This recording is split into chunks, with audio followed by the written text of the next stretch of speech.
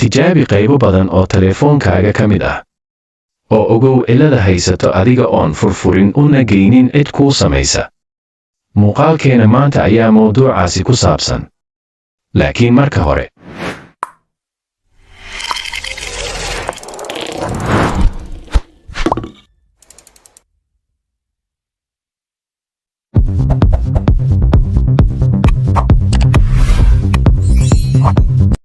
Assalaamu calaykum saaxiibada.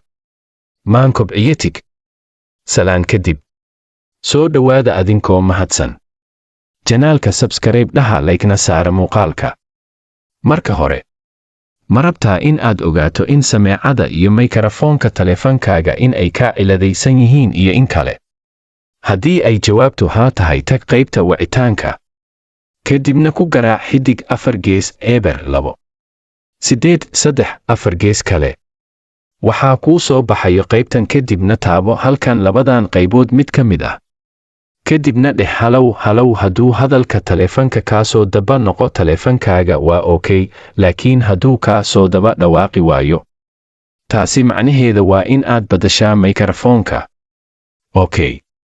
Sidoo kale taleefankaaga ma ku aragtay cilada qaar sida codka oo daciif ah, shaashada meelaha qaar shaqaynaynin, gariirka oo aan shaqaynayn, sameecada weyn ee codka baahiso oo aan la maqlayn iyo qaybo kale? Si aad u ogaato cilada adiga oon meel tagin, waxaad tagtaa qaybta wicitaanka. Kadibna ku qor xidig 4 gees eber xidig 4 gees kale. Kadib waxaa kuu soo bixi doona sida sawirka kaaga muuqato qoraal kasta. Wuxuu u taagan yahay qayb ka mid ah taleefanka oo waa laga jeegareeyaa. Adigana tijaabi qaybtii kaa qusaysa ee aad is leedahay taleefankaaga waa ka ciladaysan yahay. Waxii aad fahmi weyso waad isoo weydiin kartaa walaal, kommentiga iigu reeb, aniga ayaa kuu soo jawaabaya insha Allah. Waad ku mahadsan tahay daawashada muuqaalka. Like saar siina gaarsii asxaabtaada si ay uga wada faa'iidaystaan. Assalaamu calaykum saaxiibada. Maan kobciyatig. Salaan kadib. Soo dhowaada adinkoo mahadsan. Janaalka subscribe dhaha like-na saara muuqaalka. Marka hore, ma rabtaa in aad ogaato in sameecada iyo mikrofoonka taleefankaaga in ay ka ciladaysan yihiin iyo in kale? Haddii ay jawaabtu haa tahay, tag qaybta wicitaanka. Kadibna ku garaac xidig 4 gees eber 2 8 3 4 gees kale. Waxaa kuu soo baxayo qaybtan, kadibna taabo halkan labadan qaybood mid ka mid ah. Kadibna dheh halow hadduu hadalka taleefanka kaa soo daba noqo taleefankaaga waa okay, laakiin hadduu kaa soo daba dhawaaqi waayo, taasi macnaheeda waa in aad badashaa mikrofoonka. Okay.